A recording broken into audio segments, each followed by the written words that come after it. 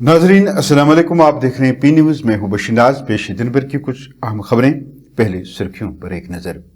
महबूस यासीन मलिक को मुनसिफाना ट्रायल दिया जाएगा, सुप्रीम कोर्ट की तजवीज।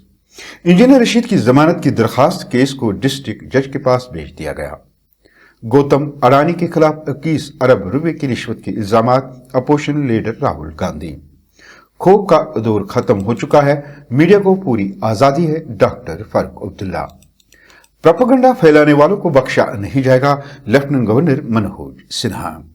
नेशनल कॉन्फ्रेंस जम्मू के साथ भेदभाव कर रही है, भारतीय जनता पार्टी का इल्जाम। और वादी में सर्दियों का जोर जारी और खुश्क मौसम, पहलगाम सर्द तरीन मकाम। अब खबरें तफसील के साथ। नाजरीन, महबूस अलहदगी पसंद लीडर यासीन मलिक केस की सुनवाई पर एक बड़ी पेशरफ्त में सुप्रीम कोर्ट ने तजवीज दी कि यासीन मलिक से जिस्मानी तौर पर जरह करने के लिए जेल में एक आर्जी कमरा कायम किया जा सकता है। सुप्रीम कोर्ट ने कहा कि मुंबई ताज होटल हमले के मुजरिम अजमल कसाब को भी मुनसिफाना ट्रायल दिया गया। याद रहे, सीबीआई ने सिक्योरिटी खदशात का हवाला देते हुए यासीन मलिक को जिस्मानी तौर पर पेश करने के हुक्म से इस्तना लिया था।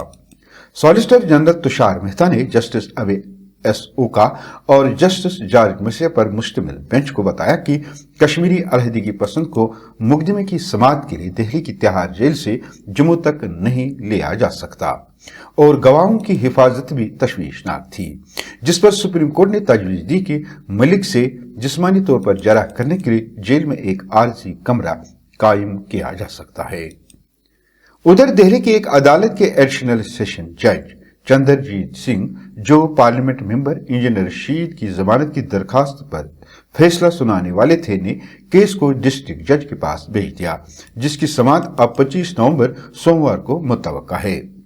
याद रहे, हालिया लोकसभा इंतखाबात में बारामूला से मुंतखब होने वाले इंजीनियर रशीद 2019 से तिहाड़ जेल में बंद है, जिनको 2017 के दहशतगर्दी के फंडिंग केस के सिलसिले में यूपीएपी एक्ट के तहत कौमी तफ्तीशी एजेंसी यानी एनआईए ने गिरफ्तार किया था। राहुल गांधी ने आज प्रेस कॉन्फ्रेंस में कहा कि अडानी पर अमेरिका में तहकीकात से साबित हुआ है कि उन्होंने अमेरिकी और हिंदुस्तानी कवानीन को तोड़ा है। अमेरिका में गौतम अडानी के खिलाफ 21 अरब रुपए की रिश्वत के इल्जामात के बाद अपोजिशन लीडर राहुल गांधी ने प्रेस कॉन्फ्रेंस की और उनकी गिरफ्तारी का मुतालबा किया। गांधी के गौतम अडानी पर इल्जामात लगाने के बाद उन्होंने प्रेस कॉन्फ्रेंस में सवाल उठाया कि अडानी जी आजाद कैसे घूम रहे हैं, हम उनकी गिरफ्तारी का मुतालबा कर रहे हैं। अडानी पावर, मोदी पावर, पता नहीं कौन सा चल रहा है, बट दोनों एक हैं। अमेरिका में इंडाइटमेंट हुआ है अडानी जी को, 2000 करोड़ रुपए का स्कैम है।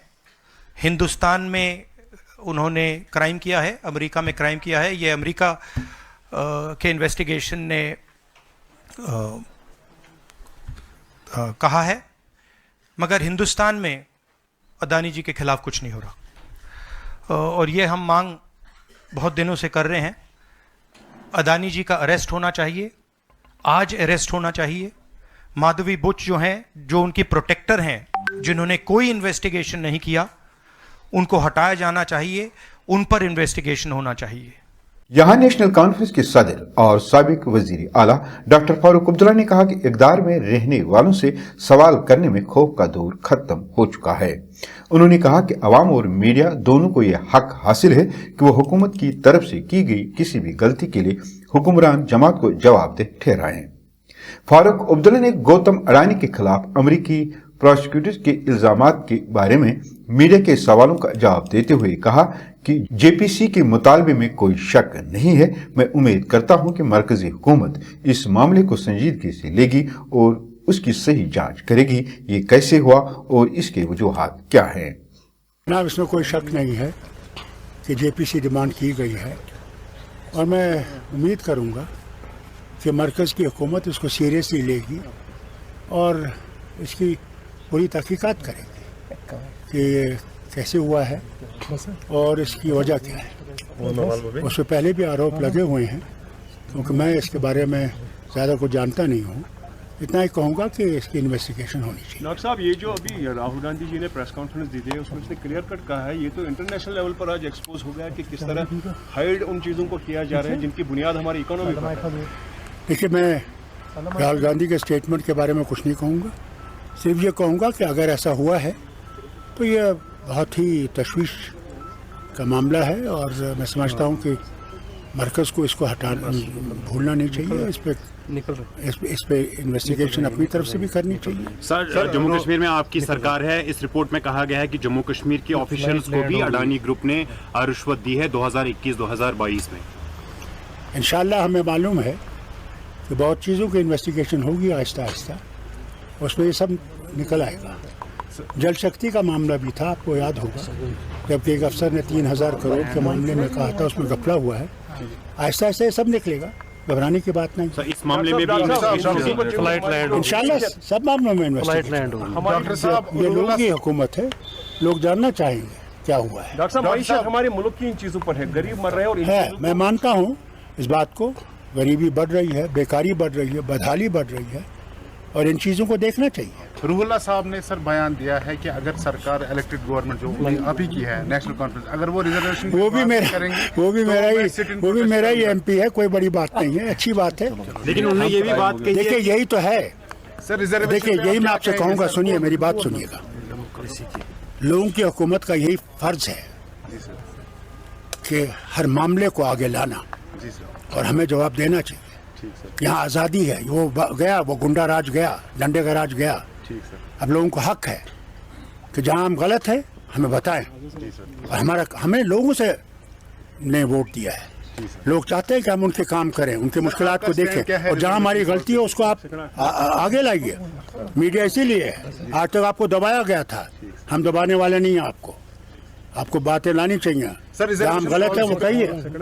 जम्मू कश्मीर के लेफ्टिनेंट गवर्नर मनोज सिन्हा ने वाज़ेह तौर कहा कि अमन व अमान में रखना डालने वालों को किसी भी सूरत में बख्शा नहीं जाएगा। एलजी ने जम्मू में एक तकरीब से खिताब करते हुए कहा कि कुछ लोग समाज को धोखा देने और लोगों के बीच गलत फहमी पैदा करने की कोशिश कर रहे हैं। उन्होंने ये भी कहा कि आइन में सभी को बोलने का हक हासिल है, लेकिन आइन ने मुल्क की एकता को मद्देनजर रखते हुए कुछ पाबंदियां भी आयद कर रखी है। मनोज सिन्हा ने कहा कि मैं जम्मू कश्मीर के लोगों को यकीन दिलाना चाहता हूं कि ऐसी ताकतों के खिलाफ सख्त कार्रवाई अमल में लाने से भी गुरेज नहीं किया जाएगा जो अवाम में गलत फहमी पैदा करने की कोशिश कर रहे हैं। पीस, वाइब्रेंट फिल्म कल्चर और इकोनॉमिक प्रॉस्पेरिटी, ये तीनों आपस में इंटरकनेक्टेड है और जो लोग इस शांति में खलल पैदा करना चाहते हैं, मैं समझता हूँ इस जीवंतता और सामान्य जीवन को बाधित करने की कोशिश करते हैं। फिर से अराजकता का दिवा स्वप्न देखने का काम करते हैं। मुझे लगता है उनको ये ध्यान रखना चाहिए कि लॉ इन्फोर्समेंट एजेंसी ऐसे लोगों पर बराबर नजर रखे हुए हैं। भारतीय जनता पार्टी के कारकुनों ने जम्मू में एहतजाज करते हुए नेशनल कॉन्फ्रेंस के खिलाफ जम्मू के साथ भेदभाव करने का इल्जाम लगाया है। वो एहतजाज के दौरान भेदभाव नहीं चलेगा कई नारे लगा रहे थे। इस मौके पर रुकन असेंबली रंधवा ने मीडिया को बताया, उमर अब्दुल्ला की नीयत में खोट है। ये असेंबली में मंजूर किए जाने वाले उस बेबुनियाद करारदाद से मालूम हुआ था कि वो कश्मीर से मखसूस सियासत करना चाहते हैं। उन्होंने कहा कि पब्लिक सर्विस कमीशन को 12 नवंबर को लेक्चरर्स पोस्टों की सिफारिश की गई और उन 575 पोस्टों में से एक भी पोस्ट हिंदी का नहीं है। उनका कहना था कि उनमें पंजाबी की सिर्फ एक पोस्ट जबकि डोगरी जुबान की 3 पोस्टें हैं। खुश्क मौसम और दर्जा हरारत में कमी ने वादी कश्मीर को शदीद सर्दी के लपेट में ले लिया है।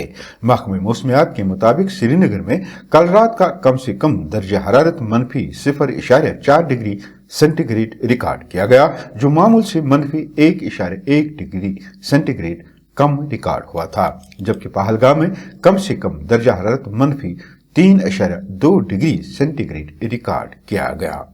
वही वादी के दूसरे मशहूर तरीन सयाहती मकाम गुलमर्ग और सरेदी जिला कुपवारा में कम से कम दर्जा हरारत -0.9 डिग्री सेंटीग्रेड रिकॉर्ड किया गया, जो मामूल से -0.6 डिग्री सेंटीग्रेड कम रिकॉर्ड हुआ था। उधर लद्दाख के जिला लेह में कम से कम दर्जा हरारत -6.6 डिग्री सेंटीग्रेड रिकॉर्ड किया गया। नाज़रीन, इसी के साथ खबरों का ये शुमारा इख्तिताम को पहुंचा। अगले शुमारे में आपसे फिर मुलाकात होगी। गर खुदा लाया।